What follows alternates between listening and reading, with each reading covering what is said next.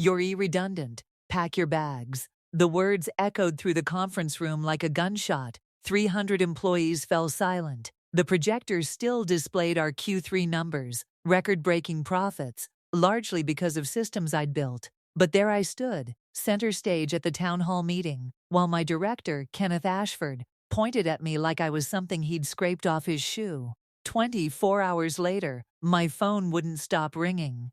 Kenneth's voice cracked on the other end. "Tessa, please. The legal team, they're saying we can't proceed.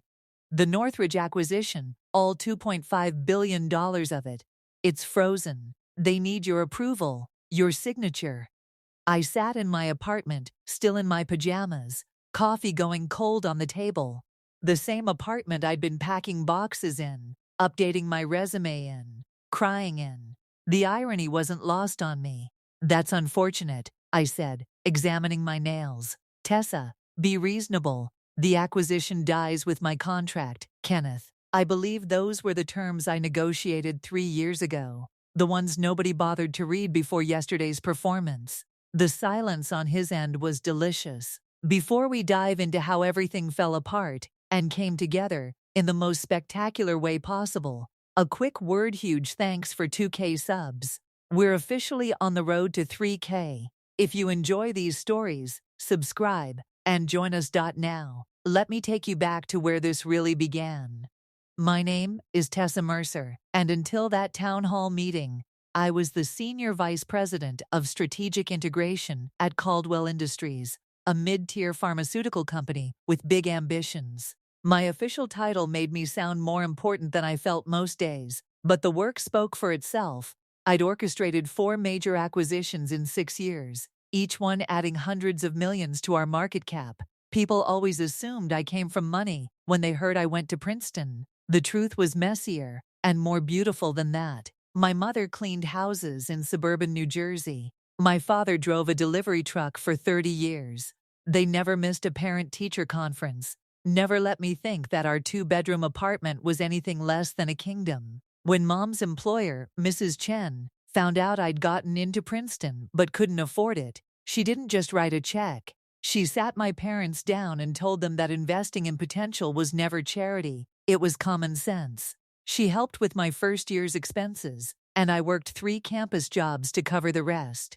That background wasn't something I advertised in the boardrooms and executive lounges of Caldwell Industries, but it shaped everything about how I saw the world. I never forgot that success was part talent, part opportunity, and a whole lot of people who saw something in you before you saw it in yourself. That's why I always knew the names of the custodial staff, why I had lunch in the company cafeteria instead of the executive dining room, why I fought for comprehensive benefits packages in every acquisition deal I structured, and why Kenneth Ashford had always seen me as a problem. 6 months before the town hall incident, Caldwell Industries had begun preliminary discussions with Northridge Pharmaceuticals. On paper, it was a perfect match. Northridge had groundbreaking research in immunotherapy, but lacked distribution infrastructure. We had distribution channels across 48 states, but our research pipeline had gone stale.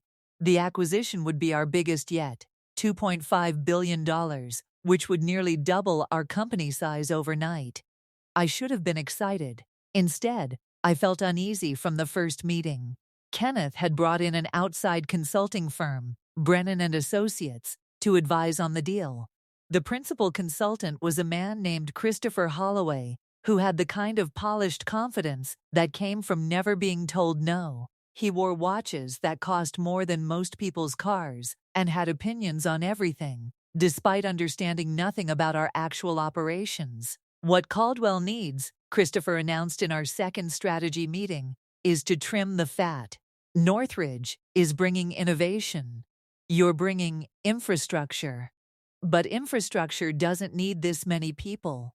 I'd set down my pen carefully.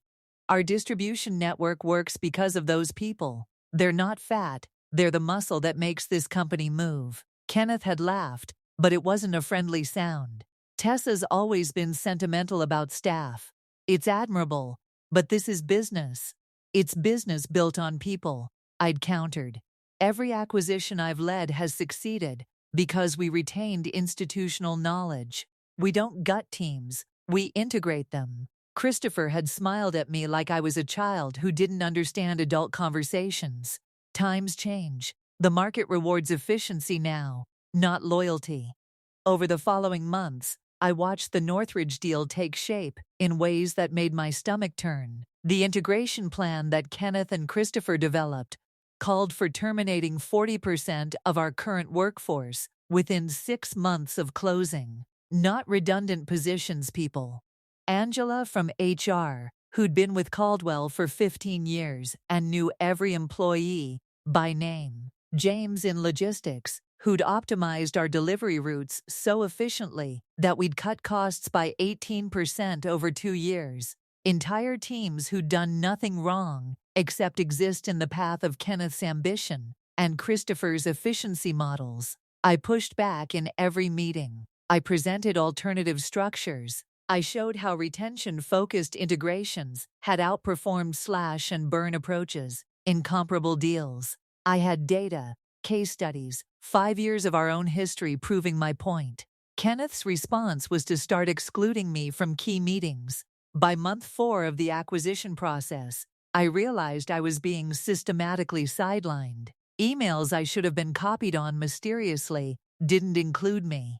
Meetings were scheduled during times I'd blocked off for other commitments, then held anyway with a casual "sorry you couldn't make it." My assistant, Holly, was the one who finally confirmed what I suspected. "They're building a parallel structure," she told me quietly one evening, after most people had left. "Kenneth has Christopher drafting all the integration documents. Legal is working off those, instead of your frameworks." "That's not protocol," I said, though I wasn't surprised. "All integration planning goes through my office. That's literally my job." "I know." Holly looked uncomfortable. "But Kenneth's been telling people that you're not aligned with the vision for the new Caldwell." Those are his exact words. "Not aligned with the vision.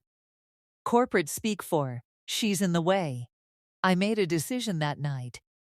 I went through every contract, every document, every agreement I'd ever signed with Caldwell Industries. My original employment contract, my promotions, the special provisions I'd negotiated after the Hyperion acquisition when 3 other companies had tried to recruit me away. That's when I found it.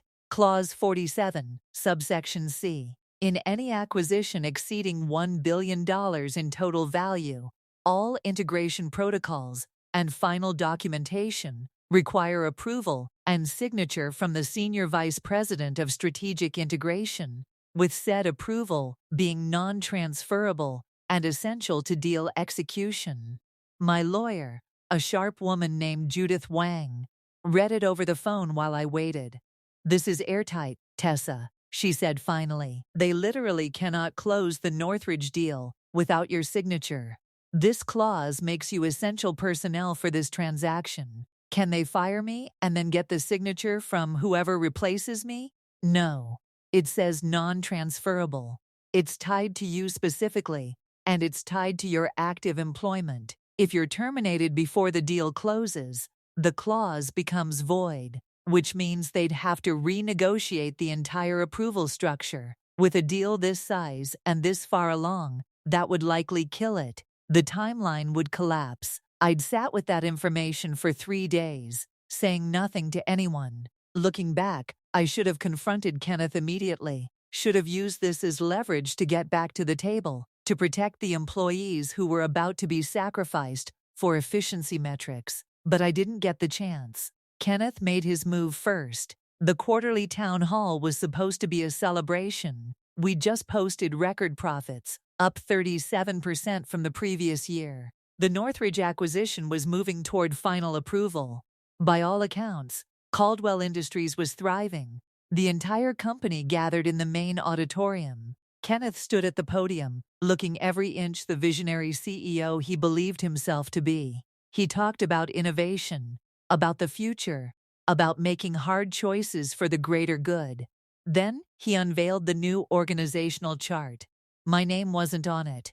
Instead, Christopher Holloway's photo appeared in a newly created position, Chief Integration Officer, reporting directly to Kenneth.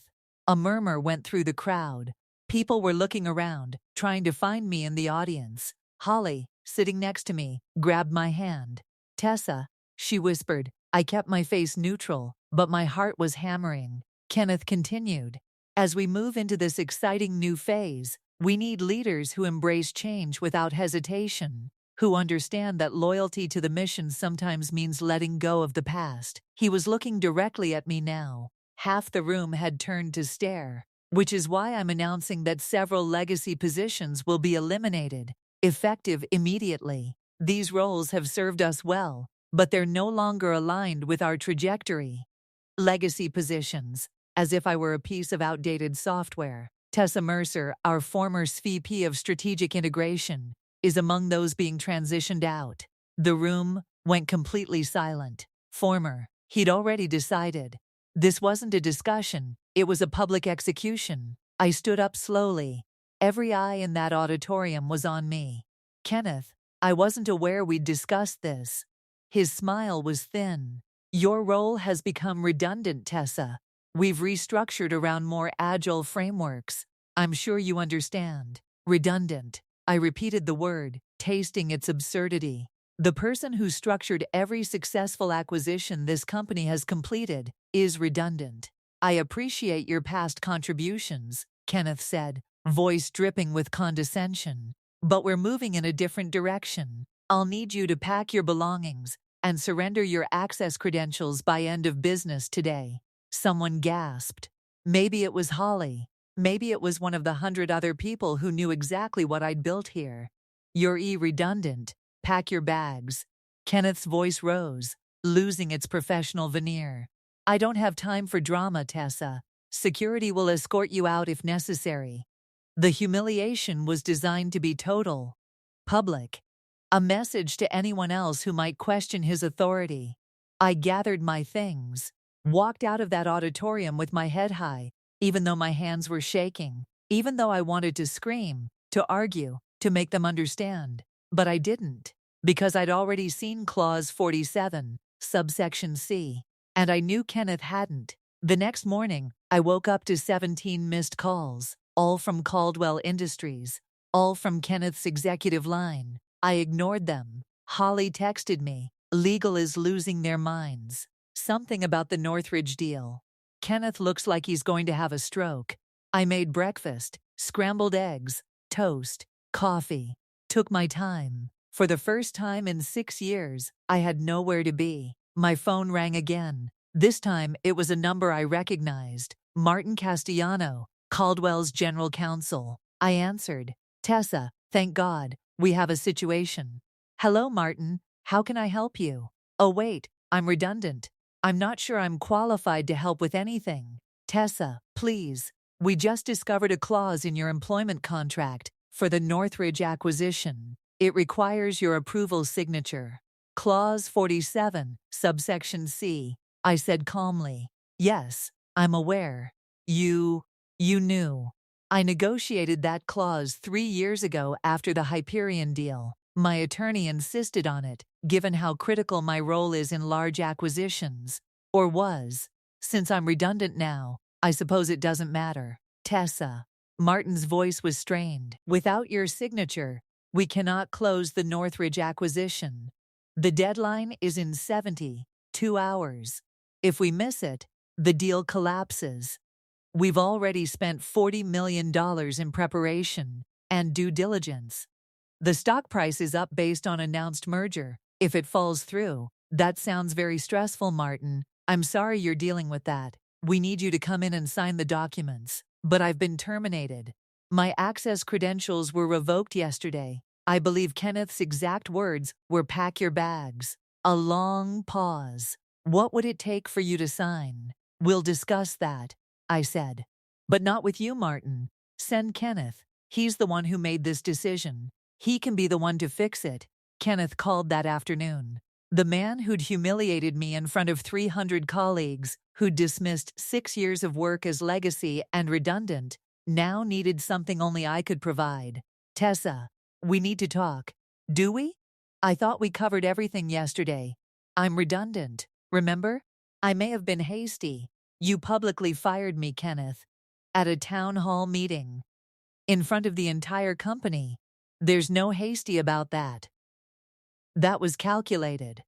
Silence. Then, what do you want? An apology would be a start. Fine. I apologize. Now will you? Not to me. To every person in that auditorium who watched you treat me like garbage. But we'll get to that. First, let's talk about terms. I heard him breathing heavily on the other end. What terms? My reinstatement. Effective immediately. Full restoration of title, responsibilities, and authority. Christopher Holloway's consulting contract terminated.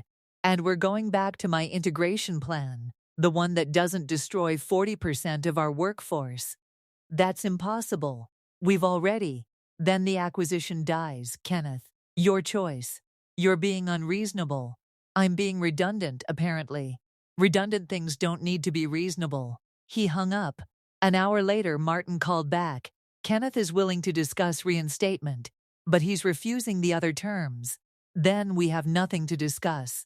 Tessa, there are thousands of shareholders who invested in a company that I helped build. Kenneth wants to tear it apart for short-term optics. I'm not signing off on that. He's talking about suing you for breach of contract. My contract obligates me to execute my duties while employed.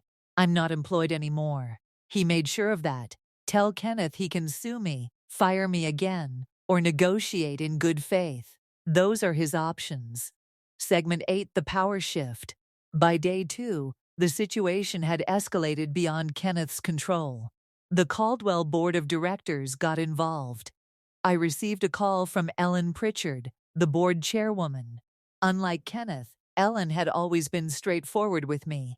Tessa, I want to hear your side of this. I told her everything. The systematic exclusion from the Northridge planning, Christopher Holloway's slash and burn integration model, the employee termination list, Kenneth's public humiliation tactic. I negotiated Clause 47 specifically to prevent situations like this, I explained. Large acquisitions require careful integration. If leadership can just sideline the integration expert on a whim, bad deals happen. Employees get hurt. Shareholders lose value. That clause was meant to be a safeguard. And now, Kenneth has triggered it by terminating you. He didn't read my contract before firing me. That's not my failure. It's his. Ellen was quiet for a moment. What you're asking for, reversing the integration plan, terminating the Brennan contract, Kenneth will fight that. Then, he can explain to shareholders why he torpedoed a $2.5 billion acquisition because he refused to keep good employees. You know this could get ugly. It already is ugly, Ellen. I'm just the only one willing to say it out loud. Another pause. The board is meeting tonight. Don't sign anything until you hear from me. The board meeting lasted 4 hours. Holly kept me updated via text. She still had friends in the executive suite who were watching the drama unfold.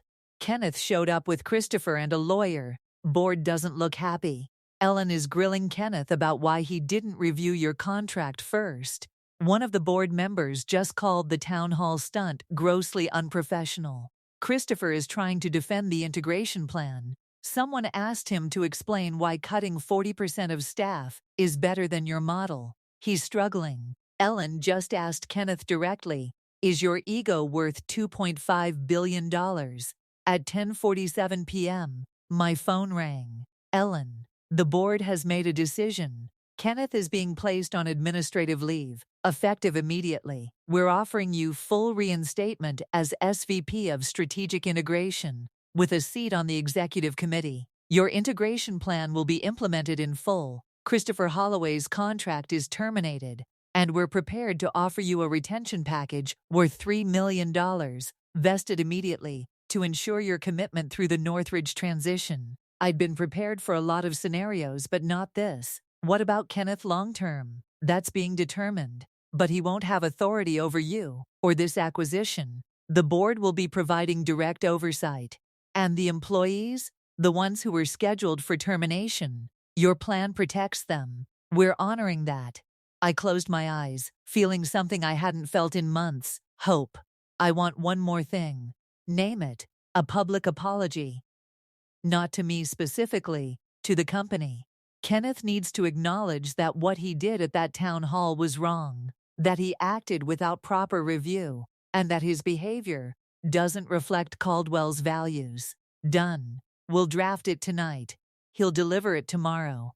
The board meeting lasted 4 hours. Holly kept me updated via text. She still had friends in the executive suite who were watching the drama unfold. Kenneth showed up with Christopher and a lawyer. Board doesn't look happy. Ellen is grilling Kenneth about why he didn't review your contract first. One of the board members just called the town hall stunt grossly unprofessional. Christopher is trying to defend the integration plan. Someone asked him to explain why cutting 40% of staff is better than your model. He's struggling. Ellen just asked Kenneth directly, "Is your ego worth $2.5 billion? At 10:47 p.m., my phone rang.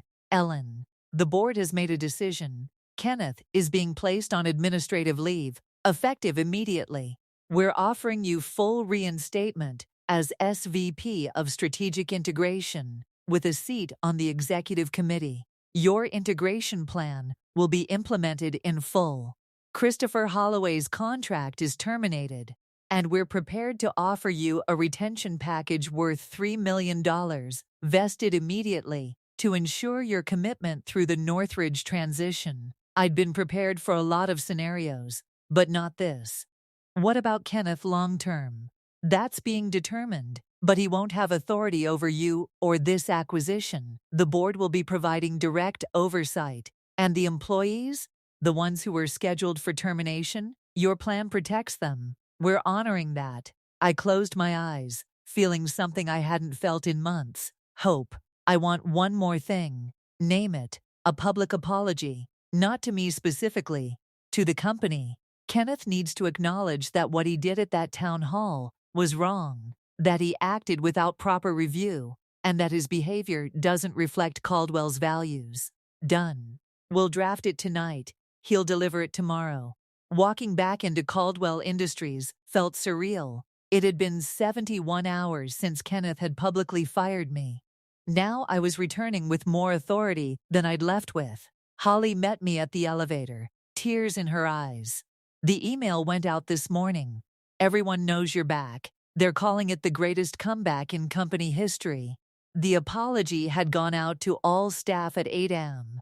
To the Caldwell Industries team, I made a serious error in judgment at our recent town hall meeting. I terminated Tessa Mercer without proper review of contractual obligations and without appropriate respect for her substantial contributions to this company. This action was unprofessional and does not reflect the values we claim to uphold. Tessa has been fully reinstated, and I apologize to her and to all of you for the disruption and distress this situation caused. Kenneth Ashford. It wasn't everything I'd wanted, but it was something. An acknowledgement. A record. The Northridge acquisition closed 3 days later. I signed the final documents in a conference room with Martin, Ellen, and 4 attorneys present. My signature, the one Kenneth had dismissed as redundant, unlocked $2.5 billion in value. But more importantly, it protected 847 jobs. People who would wake up tomorrow and still have their careers, their health insurance, their dignity. Christopher Holloway was gone. Kenneth was still on leave, his future uncertain. And I had a new contract with protections that made it very clear. Integration expertise wasn't optional or legacy or redundant. It was essential. The Northridge integration took 8 months. Unlike Kenneth's slash and burn vision, we did it methodically. We identified true redundancies, systems, not people. Where roles overlapped, we retrained, rather than terminated. Where Northridge brought innovation, we paired it with our institutional knowledge instead of replacing it. The result? 18 months after the acquisition closed, Caldwell Industries' market cap had increased by 127%. Employee satisfaction scores hit an all-time high, and we were named one of the top healthcare companies for workplace culture by 3 major publications. Kenneth never returned from administrative leave. The board offered him a resignation package, which he took. Last I heard, he was consulting for a private equity firm. Christopher Holloway moved to a different consulting group. I don't follow his career. As for me, I stayed at Caldwell for another 3 years, led 2 more acquisitions, both successful. Built a team that understood integration wasn't just about spreadsheets and efficiency metrics, it was about people. Eventually, I left to start my own consulting firm. Not the kind that comes in and recommends cutting 40% of staff. The kind that helps companies grow, without forgetting that every employee number represents a person with a mortgage, kids in school, dreams that matter.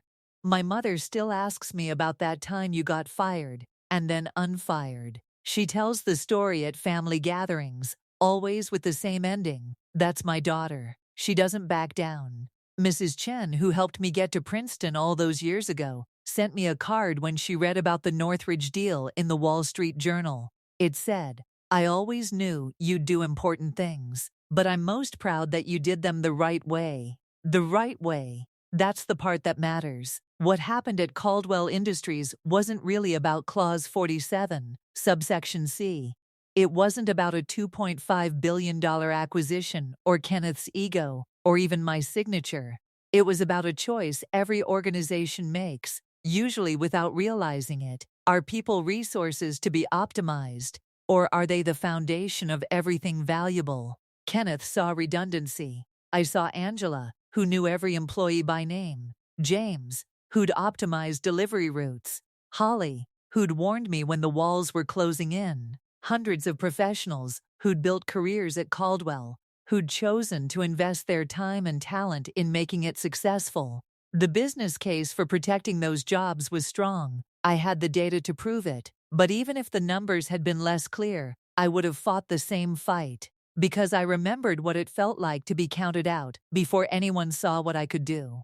I remembered Mrs. Chen seeing potential instead of risk. We don't get many opportunities in our careers to truly stand up for what we believe in. Most days are compromises, small battles, incremental progress. But sometimes, the universe hands us a moment where the choice is stark, fold, or hold the line. I held the line, not because I was brave or special, but because I'd negotiated a contract that gave me leverage, and because walking away from 847 people felt worse than any professional risk I might face. The leverage mattered. Let me be clear about that. Without Clause 47, Kenneth would have succeeded in firing me, implementing his plan, and gutting the workforce. Good intentions don't stop bad decisions. Power dynamics do. That's why I tell every young professional I mentor now, read your contracts, negotiate protections, build leverage while you have value, not when you need it. The system doesn't reward righteousness, it rewards power. If we want to use power for good, we have to claim it first. The Caldwell situation became something of a case study in business schools. I've been invited to speak about it at conferences, though I usually decline. The story gets simplified in those contexts. Clever executive outsmarts vindictive boss, which misses the point entirely. The real story is about systems. Kenneth wasn't uniquely evil. Christopher wasn't unusually callous. They were operating within a business culture that rewards short-term efficiency over long-term sustainability, that treats people as expendable, that mistakes cruelty for toughness. That culture exists because we accept it, because boards prioritize quarterly earnings over employee retention, because shareholders demand growth without asking what's being sacrificed for it, because consultants can make millions recommending layoffs without ever meeting the people they're eliminating. Changing that culture requires more than one contract clause or one stopped acquisition. It requires thousands of small decisions by people who have a choice. The board member who asks hard questions about employee impact, the executive who refuses to implement destructive policies, the consultant who recommends sustainable growth instead of slash and burn. Most people don't have a Clause 47 to fall back on. They get fired, and there's no dramatic reversal, no board intervention, no happy ending. But they can still make choices. They can build networks that help them land somewhere better. They can refuse to implement policies they know are wrong, even if it costs them. They can document everything, know their rights, and make it expensive for bad actors to win. And those of us who do have power, whether from contracts, positions, expertise, or resources, we have an obligation to use it wisely. Not just for ourselves, but for the people who don't have it. That's the real lesson from Caldwell Industries. 5 years after the town hall incident, I ran into Kenneth at an industry conference. We were both speaking on different panels. I was presenting on sustainable integration practices. He was talking about agile restructuring. We didn't speak during the conference, but I saw him in the hotel bar that evening, sitting alone. Against my better judgment, I approached. Kenneth. He looked up, surprised. Tessa, I wasn't sure neither was I admitted. But we're both here. He gestured to the seat across from him. I sat. For a long moment, neither of us spoke. Then, I read about your firm. The work in Boston. It's impressive. Thank you. Another pause. I handled the Caldwell situation poorly. Yes, you did. The board, they said. I let my ego override my judgment. That I saw your caution as opposition instead of expertise. That's accurate. He smiled weakly. You're not going to make this easy. Why would I? Kenneth looked into his drink. For what it's worth, the acquisition worked out. Better than my plan would have. I can admit that now. 847 people kept their jobs, Kenneth. That's what worked out. I know. He met my eyes. I'm sorry. I should have said that years ago. I nodded slowly. I appreciate you saying it now. We talked for another 20 minutes. Not friends, never that. But perhaps two people who'd learned different lessons from the same crisis. Kenneth had landed on his feet. People like him usually do. But he'd also lost something at Caldwell. A reputation, trust, the trajectory he'd been on. Whether he'd actually learned anything, I couldn't say. But at least he'd acknowledged the harm. Sometimes that's all we get. These days, my firm handles about 20 integration projects a year. We're selective. We only work with companies that commit to our principles: transparency with employees, good faith retention efforts, sustainable growth models. We turn down a lot of business. Companies that want us to rubber stamp plans that are already decided. Private equity firms looking for someone to make layoffs look strategic. Executives who think integration means elimination. It's not always profitable to have principles. We'd make more money if we were less picky about clients. But I didn't leave Caldwell to recreate the same problems somewhere else. Every project we take on, I think about those 847 employees. Most of them are still at Caldwell, or they moved on to other opportunities on their own terms. Several have reached out over the years to thank me. Those messages mean more than any paycheck. One in particular stands out. It was from James in logistics, the one who'd optimized the delivery routes.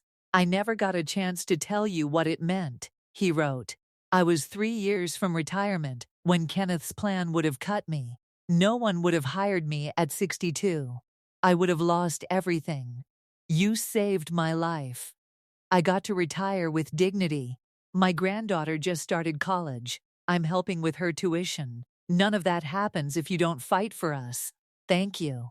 That's what it was about. Not the $2.5 billion, not the board drama, or Kenneth's comeuppance, or my clever contract clause. A granddaughter in college. A retirement with dignity. A life that continued on its intended path because someone with power chose to use it responsibly. I keep James's emails saved on my phone. On hard days, when I'm tempted to compromise on principles or take an easier path, I read it. Remember what actually matters.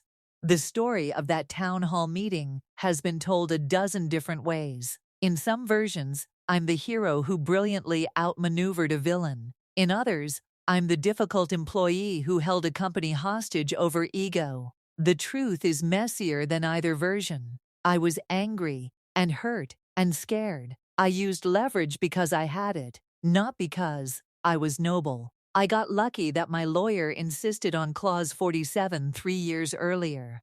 I got lucky that Ellen Pritchard was board chair. and that she cared more about doing the right thing than protecting Kenneth. Luck and leverage. That's what made the difference. But I also made a choice.